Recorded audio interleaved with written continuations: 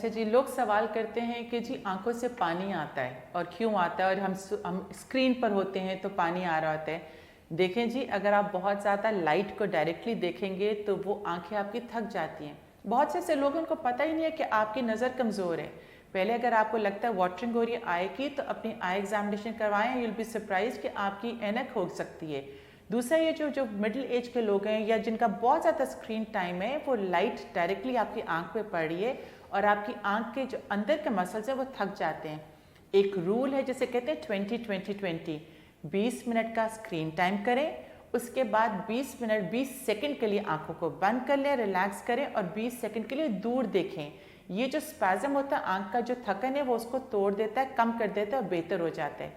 और एक हद तक स्क्रीन टाइम करें, इससे ज़रा काम ज़रूर करना है, लेकिन अपनी आंख को रेस्ट भी देना और नज़र चेक करवानी है।